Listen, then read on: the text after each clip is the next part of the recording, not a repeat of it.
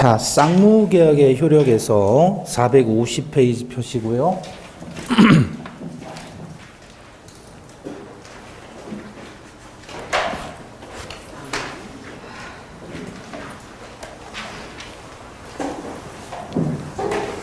내용은 지금 다 설명드렸던 거예요. 내용들은.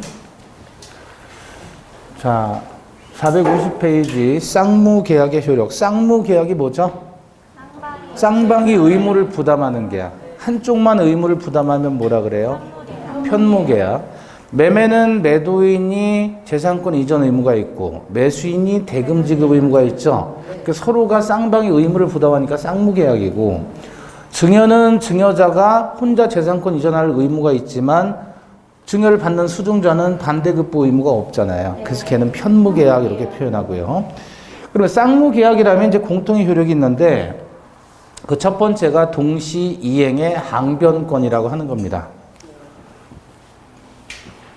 자, 이 항변권이라고 했을 때 권리를 얘기할 때 권리는 청구권, 형성권, 항변권, 지배권 이렇게 네 가지가 있어요. 권리는.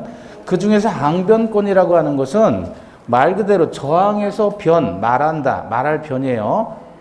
예? 변호사 그러면 누구죠? 의뢰인을 보호해서 말하는 사람이 변호하는 거예요. 호는 보호한다는 뜻이에요. 변호사는 의뢰인을 보호해줘서 말해주는 사람이 변호사. 그죠? 그러면 항변권이라 그래서 변은 말한다는 거죠. 항은 대항한다, 저항한다 그거예요. 저항한다. 국민들이 저항하는 권리를 저항권이라고 합니다. 헌법상의 저항권. 대표적으로 어떤 거죠?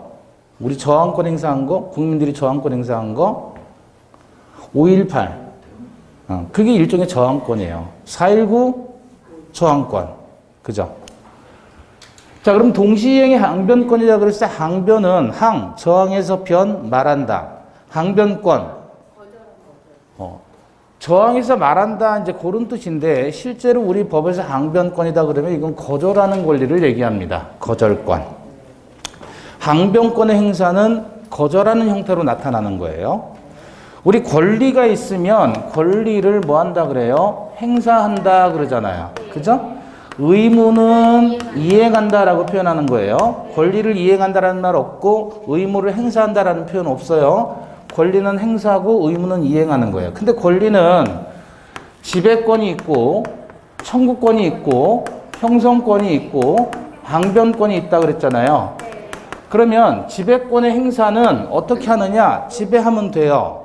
채권이나 물권처럼 물건을 가지고 있으면 되는 거예요. 청구권의 행사는 상대방에게 요구하면 되는 거예요. 형성권의 행사는 어떻게 하는 거죠? 구체적으로 일방적인 의사표시로 하는 거예요. 항변권은 어떻게 행사하는 거예요? 거절함으로써 항변권 행사하는 거예요. 의무가 있는데 그 이행을 거절하는 거예요. 그걸 항변권이다. 아시겠죠? 네. 자, 그러면 동시 이행의 항변권이라고 했을 때, 자, 감녀가 있어요. 여기 감녀가 있고, 여기는 을녀가 있어요. 둘은 다른 여성분이에요. 그죠?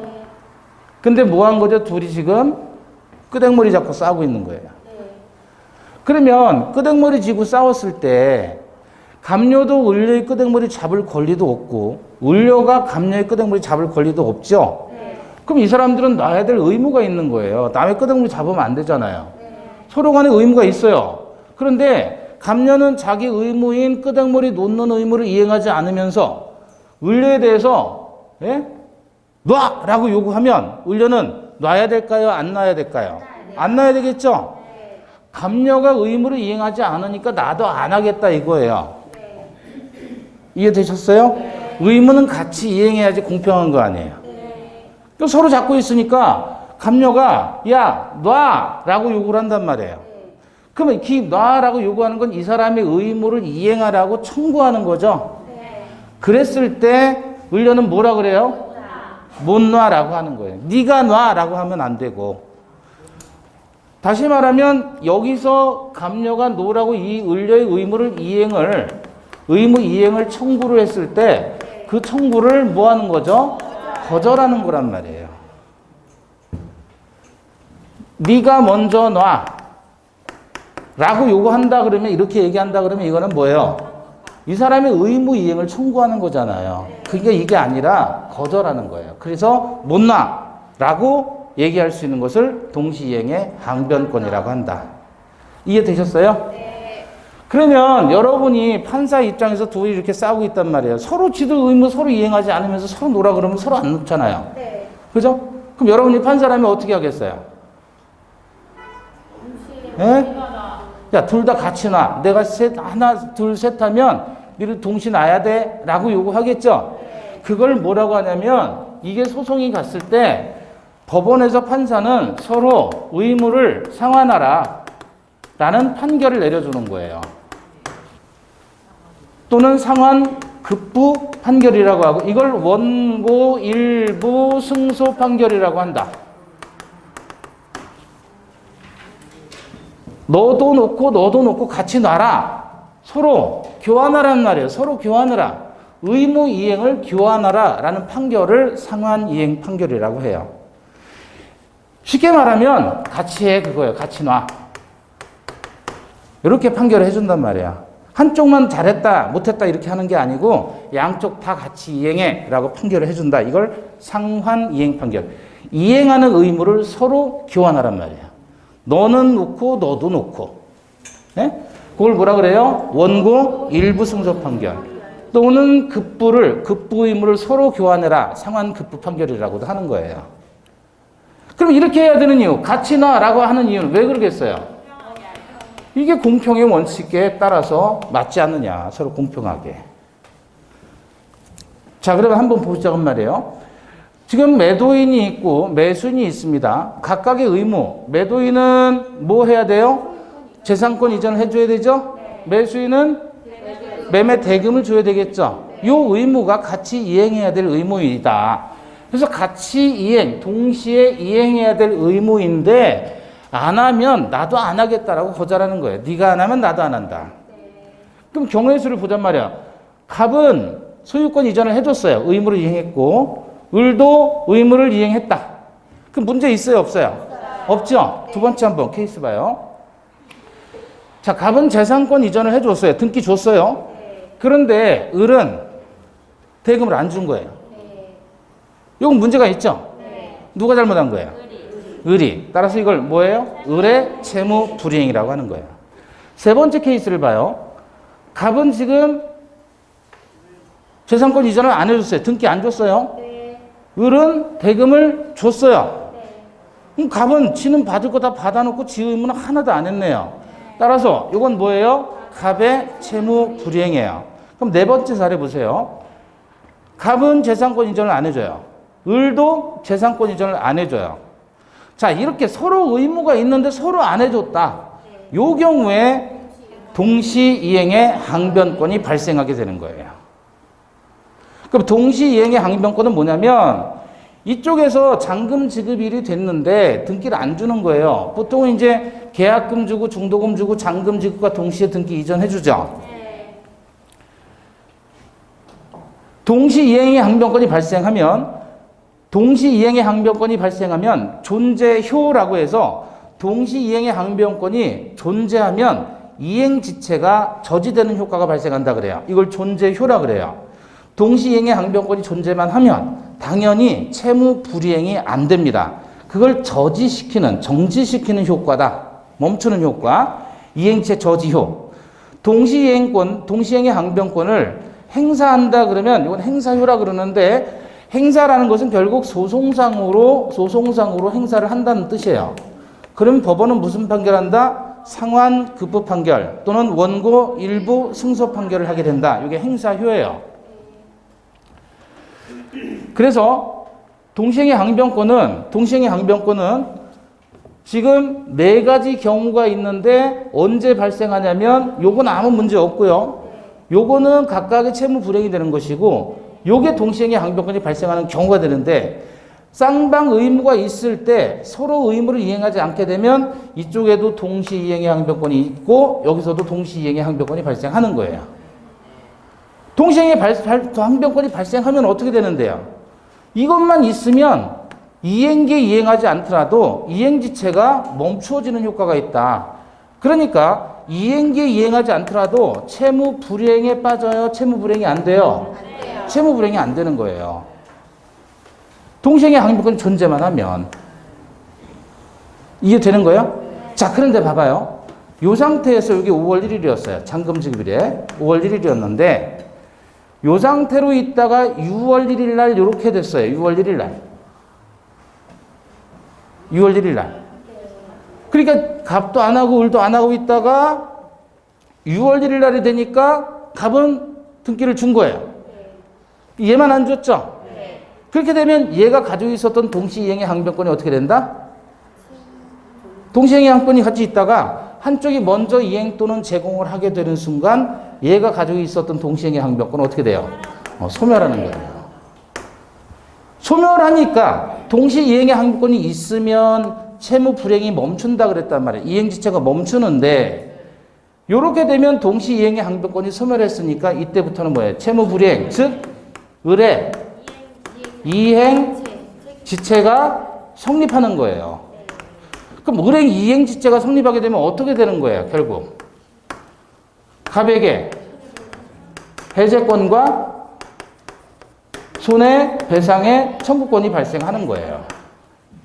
갑이 계약을 해제하고 손해배상을 청구하게 되는 겁니다. 이해되시는 거예요? 그러니까 동시이행의 항변권은 언제 발생하느냐? 쌍무계약에서 두 사람 다 의무의 변제기가 이르렀는데 둘 다 이행하지 않았을 때 동시이행의 항변권이 발생했다. 그러다가 먼저 어느 순간 한 사람이 이행 또는 이행을 하거나 또는 이행받을 수 있는 상태, 이행의 제공을 먼저 하는 순간 상대방이 가지고 있는 동시이행의 항변권은 소멸하게 된다. 그러면 상대방은 채무불이행에 빠지게 되는 거예요. 그러니까 동시행의 항변권이 있으면 당연히 채무불이행이 멈춰지는 효과가 있다. 존재요. 법원에다가 소송을 제기할 때 동시이행의 항변권이 있으면 그 동시이행의 항변권을 행사했을 때 소송에서 소송상으로 동시이행의 항변권을 주장하면 법원은 동시이행의 항변권을 듣고 상환급부 판결을 내려주는 거야. 다시 말하면 법원이 직권으로 조사하는 거에 조사사항은 아니에요. 직권조사는 아니에요. 당사자가 주장하고 입증해야 되는 거야. 뭐 하고요? 주장하고 입증해야 된다. 어디서? 소송에서. 소송을 걸면.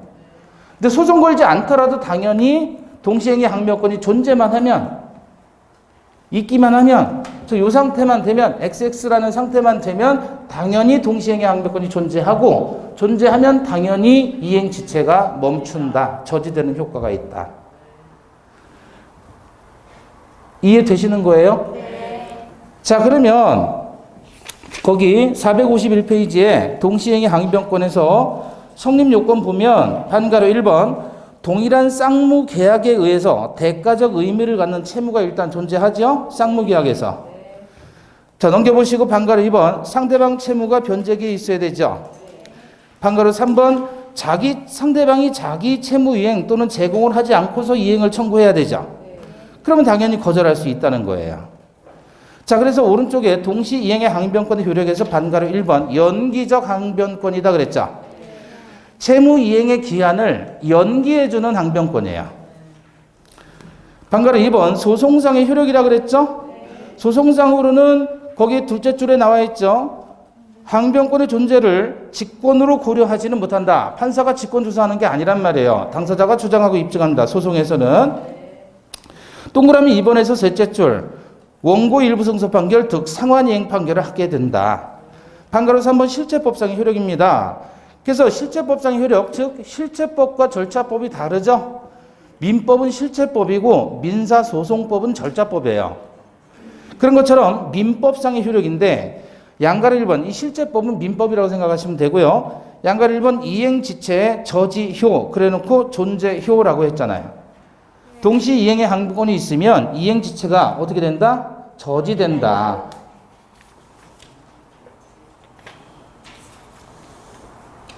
자, 한 장을 넘겨보시면요. 동시 이행 항변권의 인정 범위 그래서 반가로 1번 명문의 규정으로 동시행의 항변권을 인정하고 있는 경우가 있어요. 1번 전세권에서 해제로 인한 쌍방 원상회복 의무 사이 담보 책임 경우의 원상회복 의무, 가등기 담보법에서 청산금 지급 채무와 목적 부동산의 이전 등기 및 인도 의무는 법률이 명문으로 동시행 관계라고 규정을 해놨습니다. 근데 우리 학설 판례가 동시행 관계를 인정하고 있는 경우가 있어요. 거기서 동그라미 1번 변제와 영수증 교부는 동시행 관계. 그래서 변제에서 변 동그라미, 영수증에서 수 동그라미, 동시행 관계에서 변수동, 변수동. 변제와 영수증 교부는 동시행 관계, 변서동. 변수에 똥 쌀 때 동시행 관계예요. 네. 그 다음에 2번 무효 취소됐을 때 양 당사자의 부당이득 반환 관계도 동시행 관계고, 3번 임대차 종료 시 보증금 반환과 임차 목적물 반환도 동시행 관계입니다. 매매에서 소유권 이전과 매수인의 대금 지급 다 동시행 관계인데, 동시행 관계가 부정되는 경우 한번 봐봐요. 저당 채무의 변제와 저당권 설정 등기 말소 그랬어요. 네? 저당권 채무 변제와 저당권 설정 등기 말소 어떤 게 먼저예요? 돈 갚은 다음에 채무를 변제하면 피담보 채권이 소멸하니까 부종성으로 저당권은 당연 소멸이죠. 그러니까 변제가 선의행 관계인 거예요. 또 양가리 동그라미 2번에서 양도담보, 가등기 담보에서 채무 변제와 소유권 이전 등기, 이것도 마찬가지 돈 갚는 게 선의행 관계입니다. 3번 보시면 주택임대차 보법상의 임차권 등기 명령일 때 임대인의 보증금 반환과 임차권 등기 말소 의무예요. 자, 거기 3번에서 임대인의 보증금 반환 의무가 선이행 의무다 그랬죠? 임차권 등기 말소 의무는 후이행 채무예요. 그러니까 선이행 채무는 보증금 반환이에요. 그런데 왼쪽에 반가로 2번에 동그라미 3번 보세요. 임대차 종료 시 임대인의 보증금 반환과 임차인의 목적물 반환은 동시행 관계이지요. 그럼 임대인의 보증금 반환하고 동시행 관계에 서는 것은 뭐예요? 임차 목적물의 인도 반환이죠. 그러나 임차인의 보증금 반환과 임차권 등기 말소 중에서는 어떤 게 선이행 의무? 그렇죠. 보증금 반환이 선이행 의무예요. 자, 무슨 얘기하고 싶냐? 여기 봐봐요. 매도인이 집을 예를 들어 2억짜리 집인데 여기에 1억 원의 저당권이 들어있어요. 이거 대출을 받은 거예요. A로부터 1억 대출을 받고 A가 집을 담보로 저당 잡은 거예요. 그때 매수인이 매매 대금을 준단 말이에요. 얘한테 2억을 준다라고 가정을 해요. 그래서 소유권 이전을 해주는 거예요. 그러면 얘가 2억짜리 집을 지금 1억 지금 융자 돼 있는데 2억을 얘한테 받으면 당연히 저당권 말소해주고 소유권 이전을 해줘야 되겠죠. 이때 이 저당권의 말소 의무와 매수인의 매매 잔대금, 매매 대금 지급 의무와는 동시 이행 관계 이해요, 아니에요? 동시행 관계 이해요. 당연히 말소해주고 넘겨줘야지. 저당권 있는 채로 넘겨주면 안 되잖아요. 만약에 얘가 1억만 주고 소유권 이전 받아오면 그건 얘가 인수하는 거잖아요. 저당권을 1억만 주고 사면. 그러니까 이 저당권의 말소 의무와 매수인의 잔금 지급 의무하고는 동시행 관계에 해당하는데 얘가 이거 말소하려면 갚아야 될 거 아니냔 말이에요. 그죠? 이 변제 의무와 저당권 말소 의무는 동시행 관계가 아니란 말이에요. 변제가 뭐 해야 돼요? 선이행 관계이다. 또 뭐를 얘기하고 싶냐면 임대인은 보증금을 반환해 줘야 되겠죠? 보증금을 반환해 주는데 임차인은 목적물을 인도해 주죠? 이게 무슨 관계이다? 동시행 관계인 거예요, 이거는. 그런데 임대인이 보증금을 안 주니까 임차인이 임차권 등기 명령을 신청해서 임차권 등기를 한 거예요. 그럼 이 임차권 등기 말소 의무하고 보증금 반환은 동시행 관계이다, 아니다? 얘가 선이행 관계가 되는 거예요. 그러니까 똑같은 보증금 반환이 무엇과의 관계에서 동시행 관계인 거냐? 똑같이 저당권 말소 의무가 변제하고의 관계에서는 변제가 선이행 의무지만 이 저당권 말소는 매매대금과는 동시행 관계가 성립한다, 그 얘기입니다.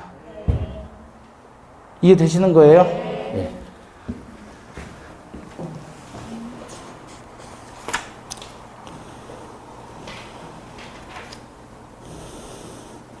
자, 그러면 동시행항변권 이 정도 보시고요. 큰 원리만 기억하시면 될 것 같아요. 원리는 뭐냐면 간단해요. 이렇게 됐을 때 동시행항변권이 서로에게 발생하고 동시행항변권 생기면 이행지체 저지된다. 당연히 이게 당연하게 효력이 발생한다 그래서 존재효라 그러고 당연효라고도 해요. 그리고 이거를 법원에서 주장하게 되면 직권조사하는 게 아니라 당사자가 주장하고 입증하면 성환이행 판결하게 된다. 그러면 동시행의 항변권을 소멸시키려면 어떻게 하란 말이에요? 먼저 자기 채무를 이행 또는 제공을 하게 되면 상대방이 가지고 있는 동시행의 항변권이 소멸하니까 이행지체에 빠지게 되는 거예요. 이 원리만 계속 기억하시면 되겠습니다.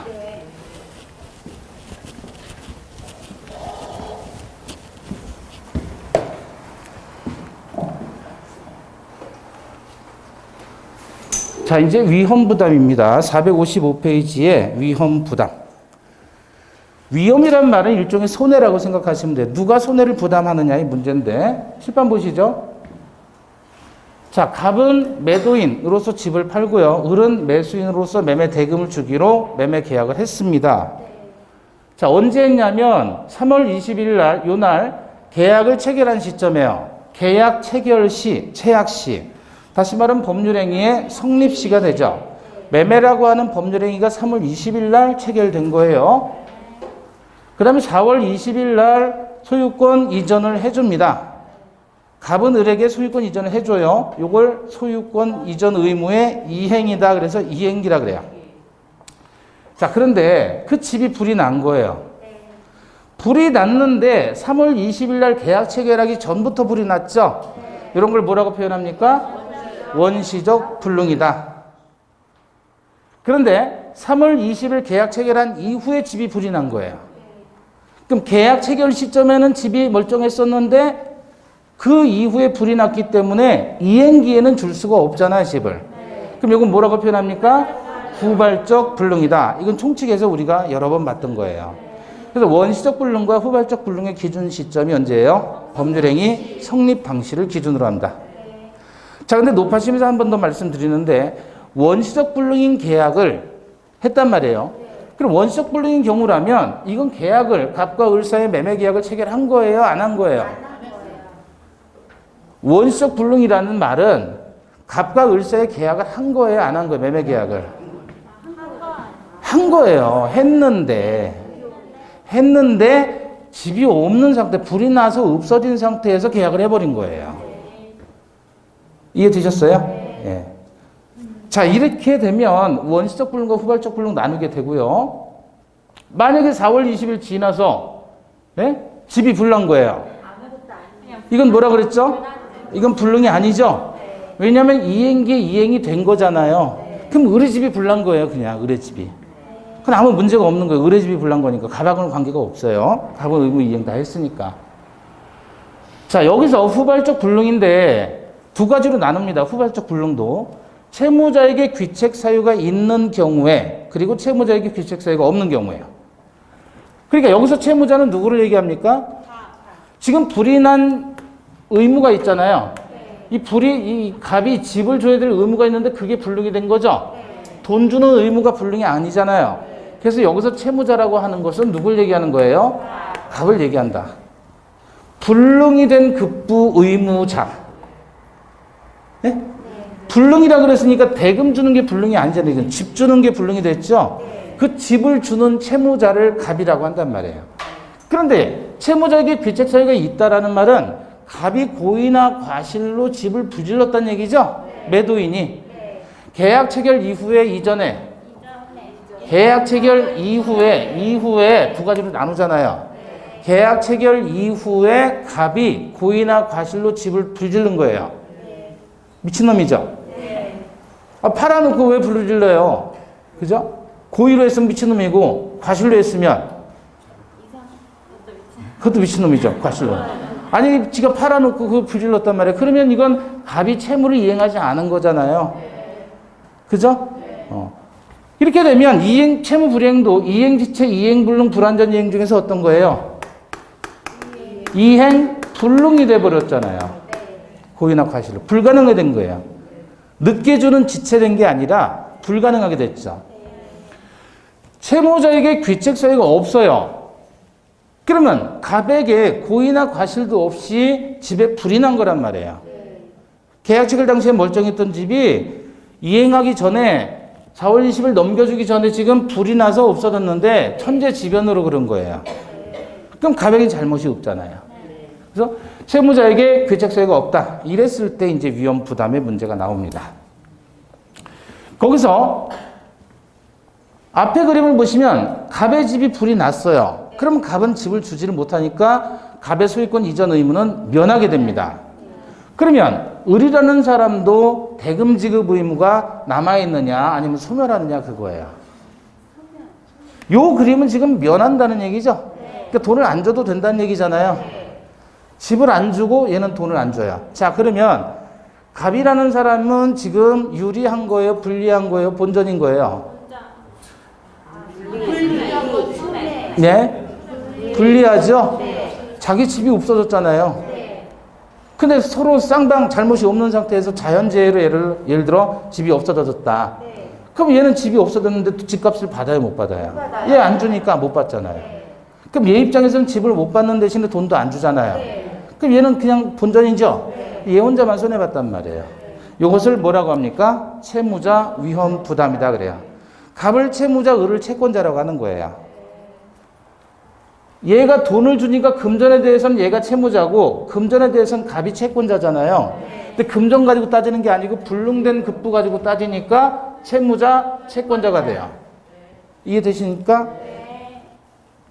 이것을 우리는 채무자 위험부담주의라고 하는데 그러면 어떤 경우에 채무자 위험부담주의로서 얘도 면하고 얘도 면하느냐 그거야. 어떤 경우에? 쌍방 무책일 경우. 쌍방 무책. 쌍방에게 책임이 없을 경우에요. 책임이라는 건 고의나 혹은 과실을 얘기합니다. 갑과 을에게 고의나 과실이 없이. 그럼 어떤 경우겠어요? 어떤 경우겠어요? 네? 천재지변으로 또는 제3자의 방화로 인해. 그럼 갑과 을에게는 아무런 잘못이 없잖아요. 그죠? 지금 지진 나가지고 집이 무너진 거예요. 없어졌어요. 폭삭 주저앉았어요. 그러면 갑의 의무는 면하고 을의 의무도 면한다. 그럼 계약은 한 거예요? 안 한 거예요? 갑과 을 사이에 매매 계약을? 했죠. 계약하면서 매수인 을은 아마도 갑에게 계약금 줬겠어요? 안 줬겠어요? 줬겠죠. 준 것도 부당이득으로 돌려받으면 되는 거예요. 다 의무를 면하게 되니까. 그렇게 되면 결국 누구만 손해되는 거예요? 갑만 손해. 그래서 이걸 뭐라 그런다? 채무자 위험 부담이다. 이렇게 표현하는 거예요. 채무자 위험 부담. 자, 다음 그림 보시면, 밑에 그림 보시면, 지금 갑의 집이 불이 났는데, 을은 돈을 주네요. 그죠? 그럼 갑의 의무는 면하지만, 을의 의무는 면하지 않죠? 이렇게 되면, 갑의 입장에서 보세요. 집이 불이 나서 없어졌는데, 집값을 받네요. 그럼 갑은 본전, 손해, 이익. 이익이에요? 본전이죠, 본전. 집이 없는 대신 집값을 받았으니까 본전치기 한 거예요. 그죠? 근데 을은 집을 받아요, 못 받아요? 못 받는데 집값은 주잖아요. 그럼 을은 손해죠. 을은 채무자, 채권자. 채권자. 그래서 이렇게 되면 이때는 어떤 경우에 그러면 이 채권자가 손해를 봐야 되느냐? 이건 채권자의 귀책 사유이가 있거나 또는 수령지체 중에 불가항력일 때예요. 줄여서 뭐예요? 책위나 수불이에요. 책위는 채권자의 귀책 사유 또는 수령지체 중에 불가항력일 때. 그러면 이게 무슨 말이냐면 지금 계약 체결할 당시에는 멀쩡했던 집이 채권자의 귀책 사유로 불을 냈어요. 매수인이 불 낸 거예요. 고의나 과실로. 그럼 매수인은 집값 줘야죠. 지갑을 냈으니까. 수령지체 중에 불가항력은 뭐냐면 수령을 원래 언제 해야 돼요? 4월 20일 날 해야 되죠? 근데 매수인이 안 받은 거예요. 수령을 뭐 한 거죠? 지체. 늦춘 거예요. 4월 20일 날 받아야 되는데 매수인이 안 나타나니까 매도인으로서는 야 가져가 등기 가져가 그래도 매수인이 안 오니까 바쁘다고 안 오니까 수령을 지체한 거야. 그러다가 6월 25일 날 전쟁 난 거예요. 네? 전쟁은 불가항력이란 말이에요. 불가항력. 저항할 수 없는 힘. 그죠? 불가항력. 네? 전쟁. 그러니까 이렇게 채권자의 귀책 사유가 있거나 수령 지체 중에 불가항력적인 사유로 불능되면 후발적으로 불능이 되면 이때는 면하고 안 면하게 된다. 이런 걸 뭐라 그래요? 채권자 위험부담이다. 채권자 위험부담. 그래서 여러분 요거는 공식으로 가시면 돼요. 공식으로. 자, 일단 계약 체결 당시의 기준으로 해서 그 전에 불능이었다 그러면 원시적 불능. 원시적 불능의 효과는 참고로 무효이죠. 원시적 불능 무효예요. 후발적 불능은 유효이지요. 근데 그것도 채무자에게 귀책 사유가 있느냐 없느냐에 따라서 귀 있으면 채무불이행, 귀 없으면 위험부담. 위험부담인데 면하고 면해요. 언제? 쌍방 무책일 때. 면하고 안 면해요. 언제? 책이나 수불일 때. 아시겠죠? 자, 그럼 다시 여기가 어디예요? 성립시, 여기 성립시. 성립 이전의 불능. 원시적 불능. 성립 이후의 불능은 후발적 불능. 후발적 불능에서 귀책 사유 없어요. 위험부담. 귀책 사유 있으면 채무불이행. 그죠? 면하고 면한다. 언제야? 쌍방 무책일 땐 면하고 면한다. 면하고 얘는 안 면하고 이행해야 돼. 면하고 안 면한다. 면하고 안 면한다. 이거 언제? 책이나 수불. 채권자의 귀책 사유나 수령 지체 중에 불가항력. 다시. 원시적 불능. 이거 어디예요? 성립. 귀 있어요. 채무불이행. 귀 없으면 위험부담. 면하고 면한다. 쌍방 무책일 때 면하고 안 면한다. 면하고 안 면한다. 책이나 수불. 책이나 수불. 책이나 수불 단에. 책이나 수불 단에. 하시죠? 책이가 뭐라고요? 채권자의 귀책 사유. 수불은 수령 지체 중에 불가항력.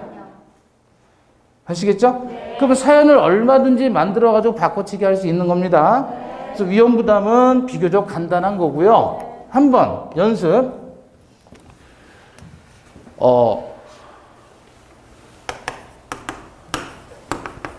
사장님은 근로자가 일을 해주면 거기에 따라서 돈을 주죠? 그죠? 고용계약이에요.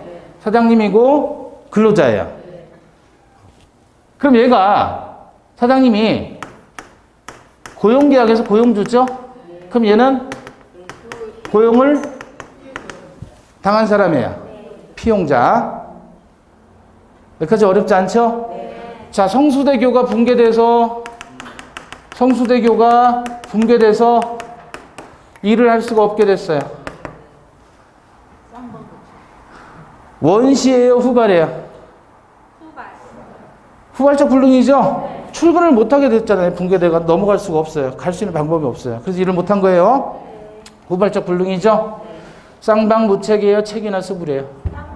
쌍방 책임이 없이 후발적 불능이잖아요. 그죠? 그럼 어떻게 돼요? 면하고 면한다. 따라서 무노동 무임금이 되는 거예요. 이해되셨어요? 자, 근데 사장님이 부당 해고를 해서 일을 할 수가 없어요. 원시 후발. 쌍방무책이에요? 책이나 수불이에요? 자, 얘가 채무자고 일하는 채무자. 이게 불능이 됐으니까. 이게 채권자가 되는 거죠? 채권자의 귀책 사유에 의해서 일을 못했단 말이에요. 그럼 얘는 면하고 얘는 안 면한다. 월급은 줘야 된다. 자, 월급이 예를 들어 300만 원인데 300만 원을 받았다고 쳐요. 잘리니까 얘는 딴 데 가서 아르바이트를 했어요. 다른 데 가가지고 아르바이트를 해서 150만 원을 벌었어요. 잘렸으니까. 그 생계는 유지해야 될 거 아니에요. 호구는 해야 되니까 다른 데 가서 150만 원 벌었단 말이에요. 그럼 지금 30만 원, 300만 원 받았죠, 월급을. 네. 그 말은 뒤집어서 얘는 일을 한 걸로 간주해야 되는 거죠. 네. 그러니까 300만 원 주는 거 아니에요. 면하고 안 면하니까. 그럼 300을 받았다는 말은 얘는 일했다는 걸로 전제되는 거예요. 그럼 일했다면 여기 가서 알바할 수 있어요, 없어요? 없어요. 없겠죠, 논리적으로. 네. 따라서 자기 채무를 면함으로써 얻은 이익은 채권자에게 상환하는 겁니다. 받았으니까. 이해되셨어요? 네. 자기 채무를 면함으로써 얻은 이익에 대해서는 채권자에게 상환해야 된다. 그 얘기가 자, 어딜 보시냐면 456페이지 538조 1항입니다. 채권자 귀책으로 인한 이행 불능이죠. 1항 쌍무 계약의 당사자 일방 채무가 채권자의 책임 있는 사유로 이행할 수 없게 된 때에는 채무자는 상대방의 이행을 청구할 수 있다. 채권자의 수령 지체 중에 당사자 쌍방의 책임 없는 사유로 이행할 수 없게 된 때에도 같다. 수령 지체 중에 불가항력이라고 저는 표현했지만 수령 지체 중에 당사자 쌍방의 책임 없는 사유, 요게 바로 불가항력이에요. 이런 경우에도 같다. 그래서 결국 채무자는 상대방 이행을 청구할 수 있다는 얘기죠. 이 항 보시면 전항의 경우에는 채권자 위험부담의 경우 채무자는 자기 채무를 면함으로써 이익을 얻은 때에는 이를 채권자에게 상환하여야 한다. 이해되셨어요? 자기 채무를 면함으로써 아르바이트에서 얻은 이익이 있다면 그 이익은 상환해야 된다. 채권자에게. 아시겠죠? 자, 그래서 위험부담은 간단한 거니까 후발적 불능에서 공식이에요. 원시냐 후발이냐 따져주고, 후발이라면 채무자에게 귀책사유 있느냐 없느냐, 매도인에게 귀책사유 있느냐 없느냐 따져주고, 그 다음 귀책사유가 없다면 쌍방무책이냐 책이나 수불이냐, 요거 세 단계로 나눠서 가시면 차례차례 가시면 돼요. 우리 민법상 채무자 위험부담주의가, 왜냐하면 이게 먼저 나왔잖아요. 민법상 원칙은 채무자 위험부담주의가 원칙입니다. 원칙상으로.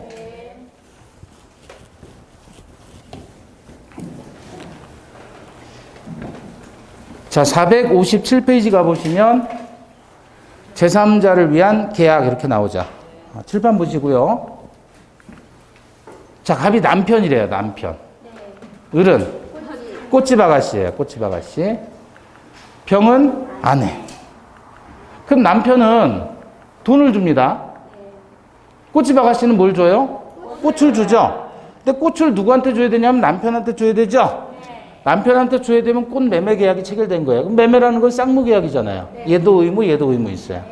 근데 이렇게 주면 얘가 갖다가 아내한테 주면 되는데 그게 한두 번이지. 그죠? 번거롭잖아요. 그러니까 네가 직접 주세요라고 할 수 있나요? 그럼 이 꽃 매매 계약은 누구를 위한 거예요, 남편이? 계약의 당사자는, 매매 계약의 당사자는 이 둘인데 그 당사자가 아닌 제3자를 위해서 계약을 체결했다. 이게 제3자를 위한 계약이다. 그거예요.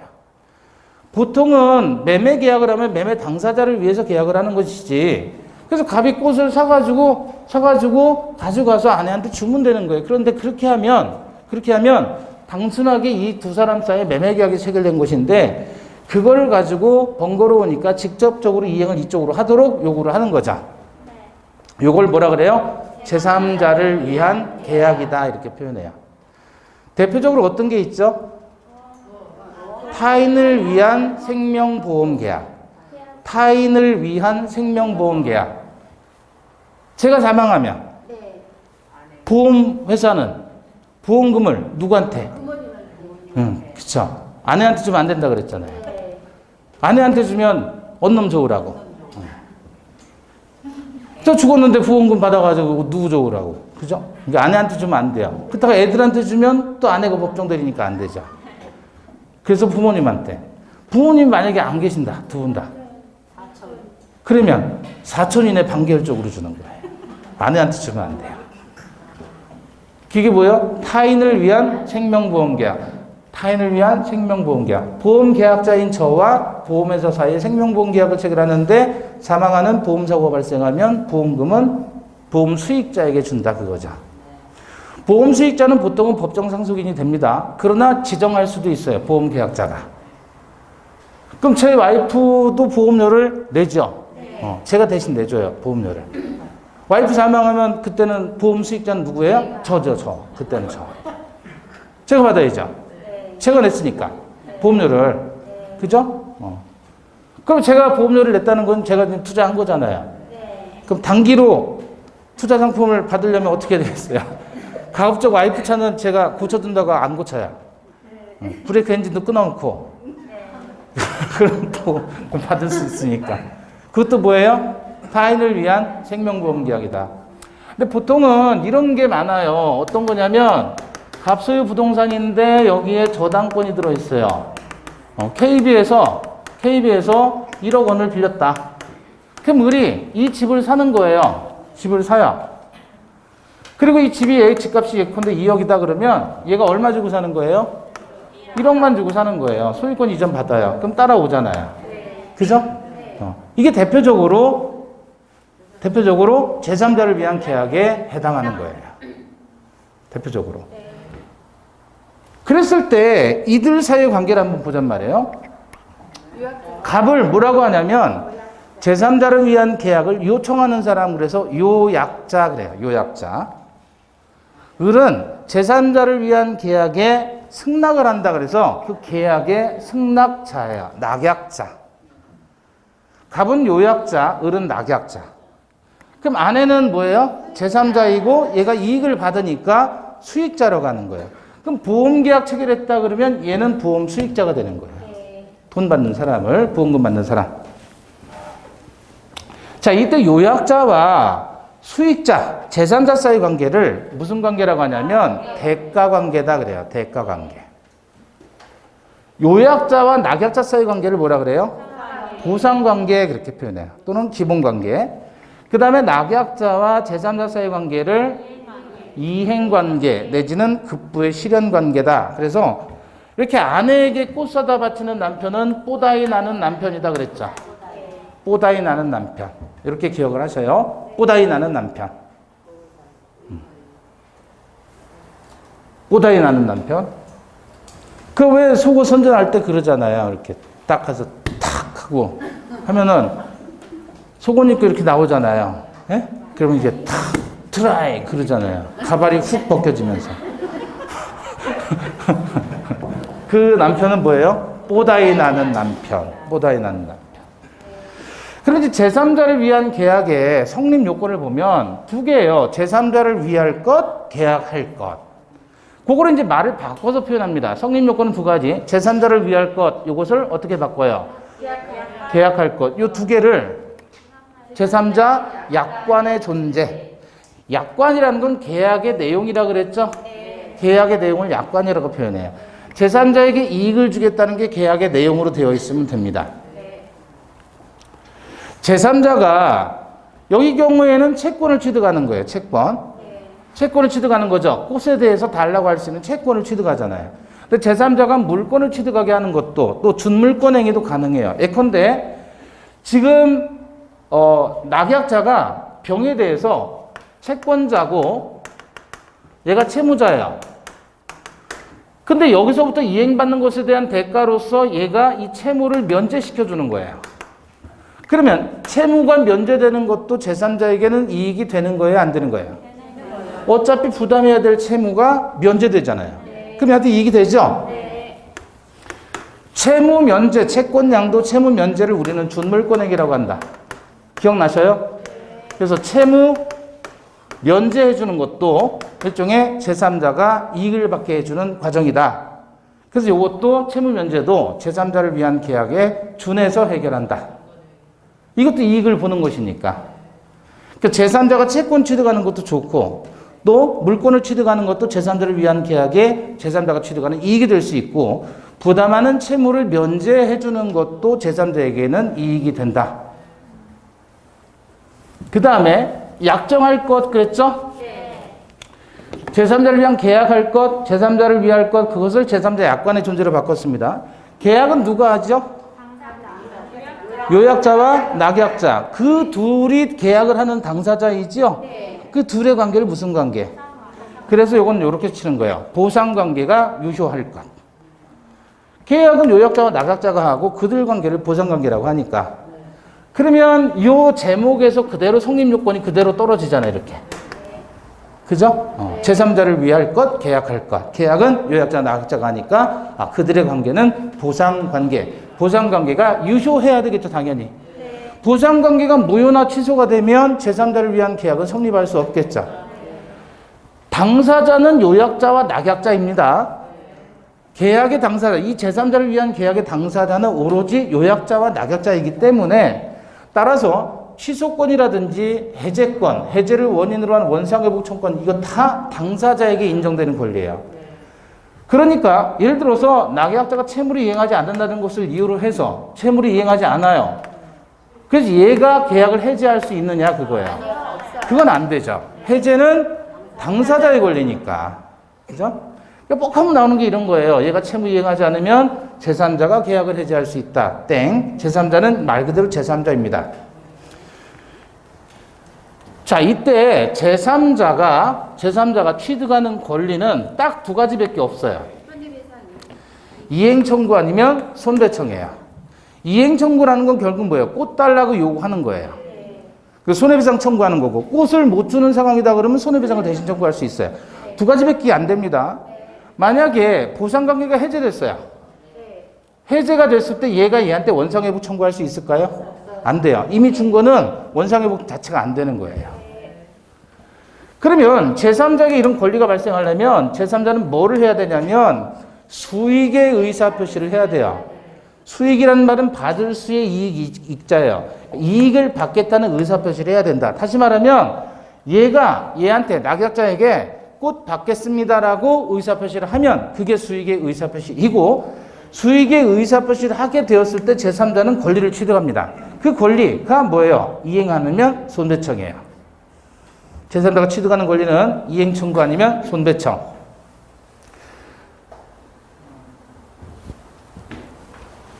제3자는 계약 체결의 당사자이에요? 당사자 아니에요? 아니에요. 당사자 아니라 그랬어요. 그래서 제3자를 위한 계약 그랬잖아요. 제3자. 당사자가 아니기 때문에 제3자가 권리를 취득했다. 다시 말하면 제3자가 권리 취득하기 위해서는 뭐가 있어야 된다 그랬어요?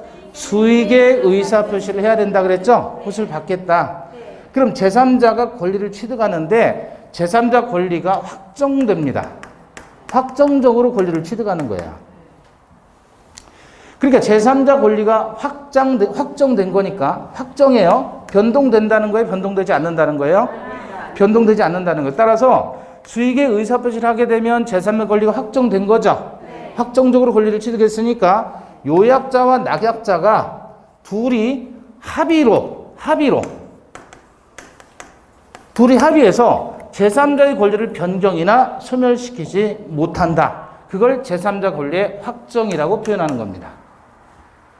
요약자와 낙약자의 합의로서는 제3자가 이미 취득한 꽃에 대한 권리를 변경하거나 소멸시켜서는 안 된다. 전달이 돼요? 제3자 권리가 확정적으로 발생했기 때문에 변경해서는 안 된다 이거예요. 그럼 갑과 을 사이에 합의를 했어요. 예? 꽃 좀 갖다 주세요. 그래서 우리 알았습니다. 그러면 입금해 주세요. 그래서 3시까지 그럼 꽃을 꼭 보내주세요. 아내에게 보내주세요. 그랬어요.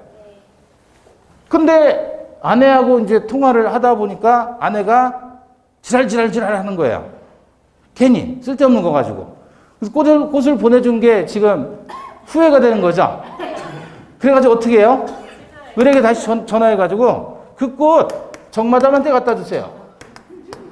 정마담한테. 이렇게 변경할 수 있다는 거예요? 없다는 거예요? 없다는 거예요. 언제 이후에는?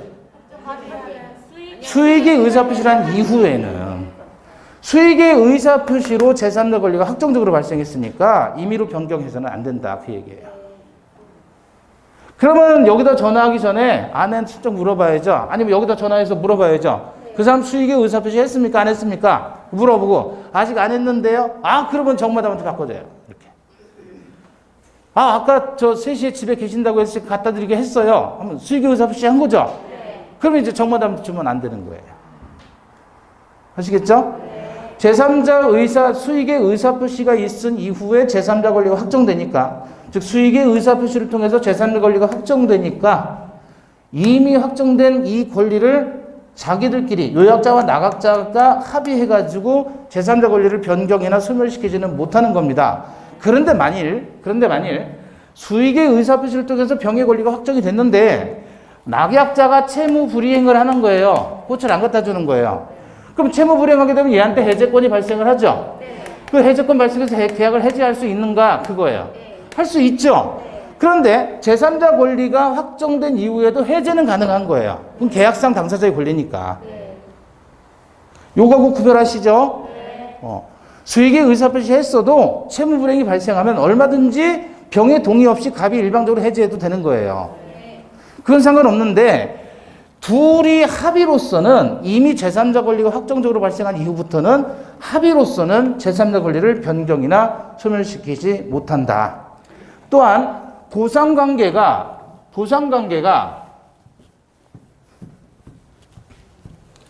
이 보상관계가 비진이, 통정, 착오, 사기, 강박 등으로 무효 내지는 취소가 될 수도 있나요? 될 수 있죠? 어떤 사유가 생겨서 이 보상관계가 취소가 된단 말이에요. 그랬을 때 무효 또는 취소로 제3자가 선이라면 이 사람 보호될까요? 안 될까요? 비지 표시로서 무효일 때 선의의 제3자에게 대항하지 못한다라는 규정, 통정허위 표시 무효로서는 선의의 제3자에게 대항하지 못한다는 규정, 차고사기 강박 다 마찬가지죠? 그 규정이 적용되는 제3자에 해당하느냐 이거예요. 우리 비진의 표시, 통정허위 표시, 차고사기 강박에서 제3자라 하는 사람은 누구라 그랬죠? 당사자 및 포괄 승계인 이외의 자로서 통정허위 표시를 기초로 법률상 새로운 이해관계를 맺은 사람.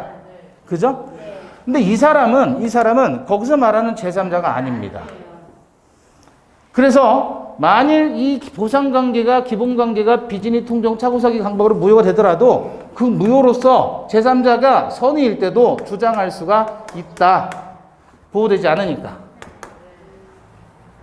왜냐하면 얘는 의사표시 단원에서 말하는 제3자가 아닌 거예요. 즉 새로운 이해관계가 없어요.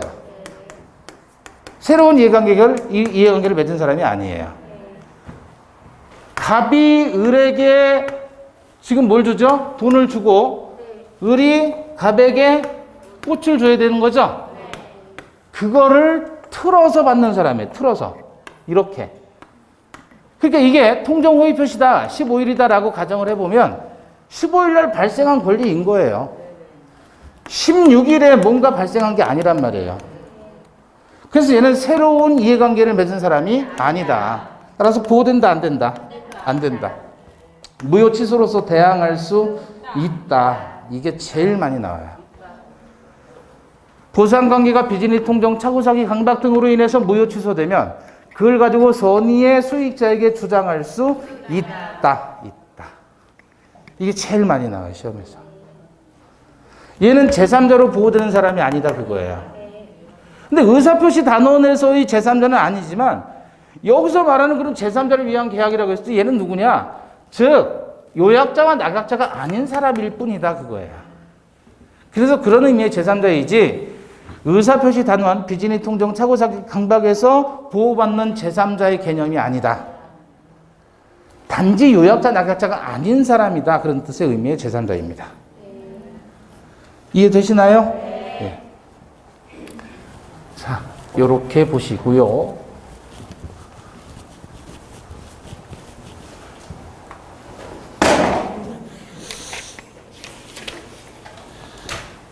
어, 458페이지 보시면 거기서 이제 방가로 3번 병존적 채무인수, 타인을 위한 보험은 제3자를 위한 계약이지만 면책적 채무인수, 이행인수는 제3자를 위한 계약이 아니다 이렇게 나와 있죠. 아까 얘기했지만 여기 보세요. 이 집이 2억인데 얘가 1억만 주는 거예요. 매수인이. 그 병이 1억의 채권을 가지고 있는 저당권이에요. 그럼 저당권을 얘가 인수를 하는 거죠. 그죠? 이 사람이 얘에 대해서 부담하고 있는 이 채무를 지금 얘가 인수해서 얘가 부담한다는 얘기잖아요. 이때 병의 입장에서 갑에게도 달라고 할 수 있고요. 을에게도 달라고 할 수 있는 경우가 있고, 병의 입장에서 갑에게는 더 이상 빌려준 1억 달라고 못하고 을에게만 달라고 할 수 있는 경우가 있어요. 그럼 여기서는 갑이라는 사람이 채무가 면제되면서, 책임이 면제되면서 인수가 됐죠. 여기는 그대로 채무가 남아있으면서 인수된 거죠. 병존하는 채무가 남아있으면서 인수가 되는 거예요. 이해되셔요? 그러니까 다시 말하면 채권자 입장에서는 채무 인수되었을 때 얘가 가지고 있는 채권자 입장에서 이 채무가 얘한테 인수됐을 때 얘 입장에서 좋은 건 병존 인수예요, 면책 인수예요? 병존 인수가 채권자에게 좋죠. 그죠? 그래서 일반적으로 채무 인수는 병존적 채무 인수로 갑니다. 면책적인 채무 인수는 채권자에게 불리해요. 왜냐하면 얘가 자력이 있다라고 믿고서 그 채무를 부담하게 해줬는데 그거를 얘가 인수했다 모르는 사람이에요. 얘가 만약에 무자력인 사람이다 그러면 얘 입장에서는 곤란한 거죠. 따라서 원칙적으로 채무 인수는 다 병존적 채무 인수입니다. 그러면 지금 이 관계는 무슨 관계라 그랬어요? 대가 관계죠. 보상 관계를 통해서 얘는 하나 더 플러스 알파라는 채권이 발생했네요. 그러니까 얘 입장에서는 싫을 게 없는 거죠. 병존 인수라면. 요게 바로 제3자를 위한 계약이 되는 거예요. 면책 인수한다 그러면 이거는 제3자에게는 불리하단 말이에요. 얘 입장에서는. 왜? 얘가 무자력일 수도 있으니까. 그래서 제3자에게 유리한 플러스 알파로서의 새로운 권리 하나 더 발생하게 하는 것은 병존적 채무 인수고 그게 제3자를 위한 계약에 해당한다. 네, 그 정도 정리하시고 잠시 쉬었다 보겠습니다.